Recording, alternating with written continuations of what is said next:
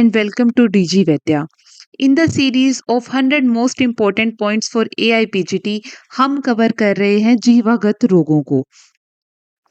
तो जीवागत रोगों से पहले हम ऑलरेडी कवर कर चुके हैं हमारे अ, दंतगत रोग, दंतमूलगत रोग, ओष्ठगत रोगों को और आज हम कवर करने वाले हैं जीवागत रोगों को। तो ये जो हमारे जीवागत रोग आज हम कवर करने वाले हैं ये दोनों के लिए बेनिफिशियल हैं, एआईपीजीटी एस्पिरेंट्स के लिए भी और as well as for your prof exams too. तो just stick around with this video and you will get to know each and every concept in very detail of it और ये आपको easily याद हो जाएगा। तो हमारे जीवागत रोग कितने हैं? पंचजीवायाम, 5 प्रकार के हमारे जीवागत रोग हैं, जिसके अंदर 3 जो हैं हमारे दोषों से ही रिलेटेड हैं, वातज, पित्तज, कफज, कंटकस, त्रिविध, ठीक है?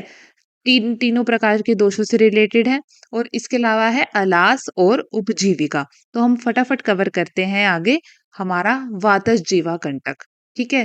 त्रिविध जीवा कंटक के अंदर पहला है हमारा वात जीवा कंटक। इसके अंदर कैसा हो जाती है, टंग कैसी लगेगी, सांगवान के पत्ते के समान जो है वो रुक्षता उसके अंदर डेवलप हो जाती है, शाक छदन प्रकाशा ऐसी हो जाएगी। तो इसमें कैसे होगी, प्रसुप्ता भवेच, दैट मीन्स सेंसलेस हो जाती है, उसमें रस का ज्ञान नहीं होगा, सुप्त हो जाएगी, जीवा जो है फट जाती है और खुरदरी हो जाती है।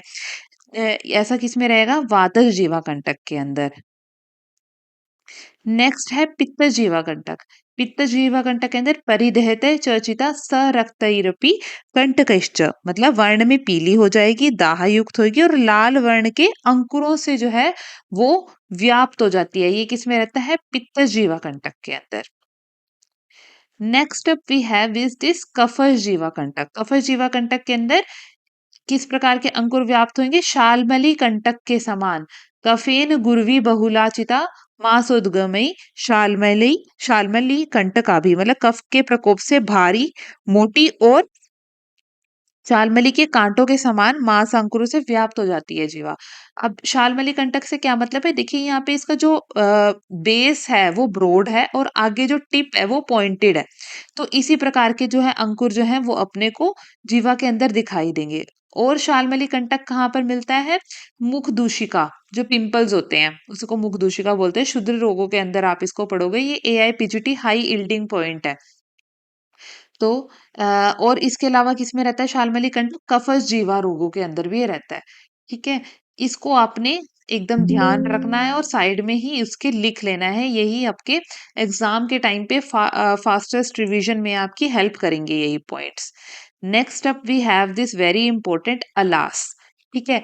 अलास के अंदर क्या होता है, अलास के अंदर जिह्वा तले यह शोथ प्रगाढ़, जीवा के बेस में एक अपने को शोथ मिलेगा, ठीक है? और कौन से दोषों से व्याप्त होगा, कफ रक्त मूर्ति, ठीक है? यहाँ पे कार से रिलेटेड हमने एक निमोनिक्स लर्न करे थे, बहुत ही इंपॉर्टेंट निमोनिक है ये इस निमोनिक से रिलेटेड ही मैंने यहाँ पे पिक्चर भी अटैच कर रखी है। अगर आपको ये निमोनिक जानना है तो आपको इससे पहले हमारी जो तालुगत रोगों वाली जो वीडियो है उसमें आपको जाना होएगा और वहां पे आपको कफ रक्त वाले जितने भी मुख रोगों के अंदर जितने भी जितने भी डिजीजेस हैं कफ रक्त वाले, वहां आपको आप इकट्ठी मिल जाएंगी और आप इजीली ये कफ रक्त वाले सारे डिजीजेस को इकट्ठे याद कर पाएंगे, ठीक है?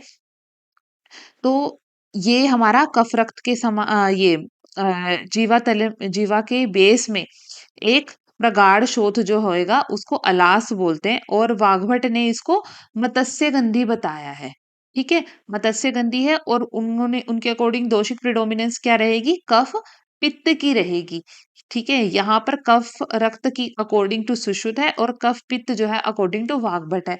सो अगर क्वेश्चन आता है तो सबसे हमारा पहले जो है वो आंसर जाएगा वो अकॉर्डिंग टू सुश्रुत ही जाएगा। बट अगर वाग्भट पूछा जाएगा स्पेसिफिकली तो ही कफपित्त बताना है, तो आप इसको अलास को वैसे ही याद रखेंगे, ठीक है? Next up we have this उपजीविका। तो उपजीविका में क्या रहता है, कफ और रक्त के प्रकोप से होने वाली ये व्याधि है जिसमें क्या होता है, जीवा के अग्रभाग के समान जो है वो शोथ बन जाता है जीवा के बेस के अंदर, ठीक है?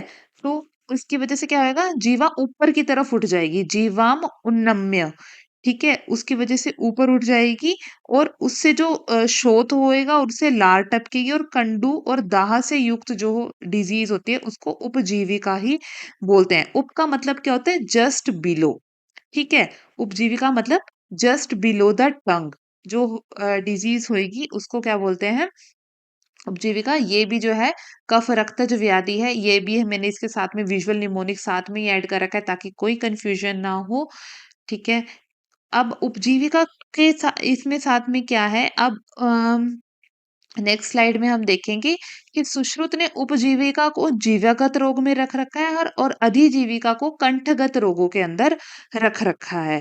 ठीक है, ये आपने ध्यान रखना है। ये क्वेश्चन बहुत बार पूछा जाता है कि अधिजीविका कंठगत रोग है या फिर जीवागत रोग है, इसको आपने ध्यान रखना है। देखो अधि अधिजीविका मतलब क्या है? जो अधो मार्ग में जो मिलेगा, अधो मार्ग में क्या मिलेगा? कंठ मिलेगा और ऊपर की तरफ क्या मिलेगा?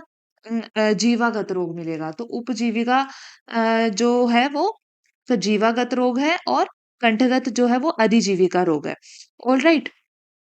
सो नेक्स्ट अप हम डिस्कस करेंगे इसमें असाध्य रोग कौन से हैं। असाध्य रोग जो है वो जीवा के अंदर रहेगा अलास। ये ही हमारा एक दिस इज द ओनली असाध्य रोग we have. So that's it for today. In this video we have covered जीवागत रोग and in the upcoming video we are going to cover कंठगत रोग. So I'll see you in the next one. And if you like this video, please consider giving it a thumbs up in order to make YouTube Baba happy. And please tell me in comment section what other kind of videos do you want. I will see you in the next one. Thank you.